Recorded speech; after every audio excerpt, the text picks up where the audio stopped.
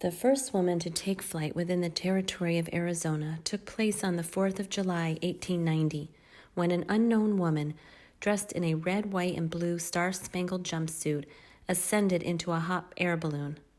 Then, to the amazement of the audience, proceeded to jump out of the balloon and float to the ground by parachute.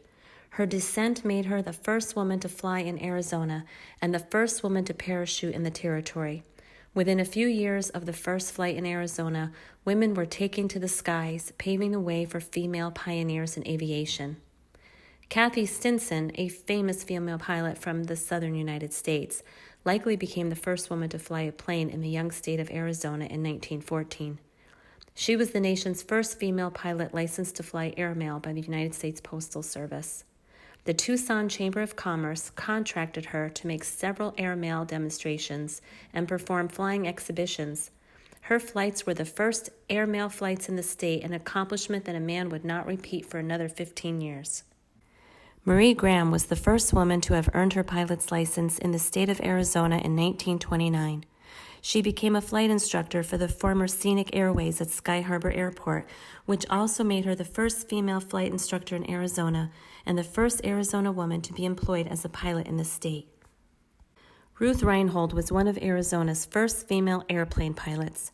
Her aviation career spanned over 4 decades and counts among the most accomplished of any of Arizona's female aviators. She did everything from flying charter service, barnstorming, to selling airplanes. She was also an instructor in the civilian pilot training program prior to World War II. During the war, she was a captain in the Civil Air Patrol, flying courier missions from Phoenix to Tucson in California, and she taught instrument flying to B-24 pilots. The most prominent American female pilots of World War II were members of the Women's Air Force Service Pilots. WASPs came from every corner of the United States and served at air bases all over Arizona. Luke Air Force Base and Williams Air Force Base all benefited from WASPs.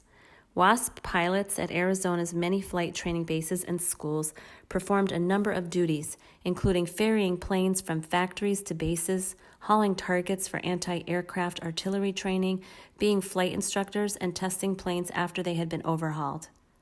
As the end of the war came into sight, so did the WASP program. More male pilots were becoming available to serve domestic needs, and the perceived need for the WASPs began to disappear. Despite their excellent performance during World War II and recognition by many men they were of equal skill in the air, the program was dissolved in 1944. At the conclusion of the WASP program, 915 women pilots were on duty with the Armed Air Force. The 99's International Organization of Women Pilots was formed by 99 female pilots for the purposes of mutual support and to promote women in aviation. The local 99s welcomed a new young member when Kay Pattinson, a Mesa High School student, earned her pilot's license at just 17 years old. After World War II, a growing number of women were able to enter aviation by becoming flight attendants. Beginning in the 1930s, airlines began employing women to attend to passengers during flights. The term stewardess was used until the 1970s, when the more gender-neutral term flight attendant took its place. With the explosion of commercial aviation in the 1950s and 1960s, the number of these positions dramatically increased. This era has often been glamorized as the golden age of flight. One of the most notable events in the history of women in military aviation occurred in the 1970s when the first class of 10 female pilots were trained by the United States Air Force at Williams Air Force Base. This was the first time in over 30 years women would fly aircraft for the United States Air Force since WASP was disbanded in 1944. The first female combat pilots in the U.S. military would also train and serve at Arizona bases.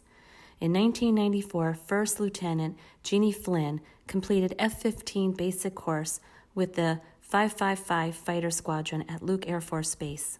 This made her the first qualified female fighter pilot in U.S. Air Force history.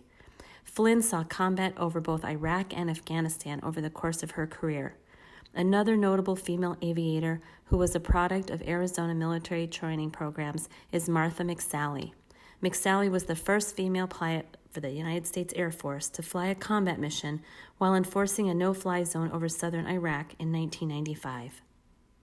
The Women in Aviation exhibit at the Mesa Historical Museum honors the contributions by the women aviators who lived, worked, and flew in Arizona.